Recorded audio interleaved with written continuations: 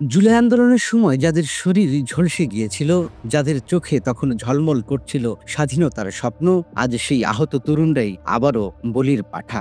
অন্তর্বর্তী সরকারের ছায়ায় এনসিপির ক্ষমতার খেলায় তারা পরিণত হয়েছে নীরব ভুক্তভোগীতে। তখন বলা হয়েছিল জুলাই সনদ বাস্তবায়ন হলে নতুন বাংলাদেশ গড়ে উঠবে, কিন্তু এক বছরের ব্যবধানে সেই প্রতিশ্রুতি মাটিতে মিশেছে। জুলাই আহতরা যারা জীবনের ঝুঁকি নিয়ে রাস্তায় নেমেছিল, আজ তাদের অনেকে ঘরে ফিরতে পারেননি। ফিরলেও কাজ পায়নি, চিকিৎসা পায়নি, ন্যায় বিচার তো দূরের কথা।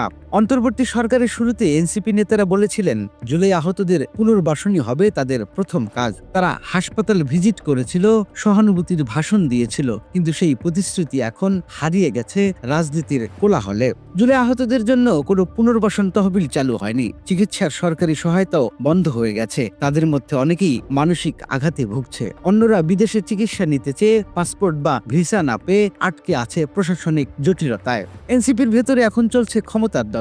তারা জুলাই আন্দোলনের প্রকৃত উত্তরাধিকারী, সেই বিতর্কে আহতদের ব্যবহার করা হচ্ছে প্রতীকী অস্ত্র হিসেবে। যখন দলের উপর সমালোচনার চাপ বাড়ে, তখন আবার সামনে আনা হয় জুলাই আহতদের ছবি, তাদের নাম, তাদের রক্ত, তাদের ত্যাগ, কিন্তু ব্যবহার করা হয় শুধু রাজনীতির সাজসজ্জা হিসেবে। এনসিপি এখন এমন এক অবস্থায় যেখানে প্রতিটি ব্যর্থতা ঢাকতে নতুন বলির পাঠা দরকার। জুলাই আহতরা সেই সহজ টার্গেট। একসময় এনসিপিকে ঘিরে যে জনআস্থা ছিল তা ধীরে ধীরে ভেঙে পড়ছে, কারণ মানুষ দেখছে যারা আন্দোলনে রক্ত দিয়েছে তারাই এখন অবহেলিত, অচেনা মুখ। তাদের দাবি খুব সাধারণ: চিকিৎসা, ক্ষতিপূরণ, ন্যায় বিচার। কিন্তু অন্তর্বর্তী সরকারের ফাইলের স্তূপে এই দাবিগুলো হারিয়ে গেছে।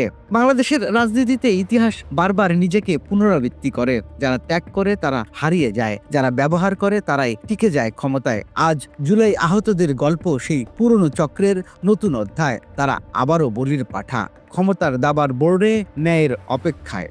জুলাইয়ের রক্ত শুকায়নি এখনো, শুধু বদলেছে খেলোয়াড়, অপরিবর্তিত থেকেছে বলির পাঠা।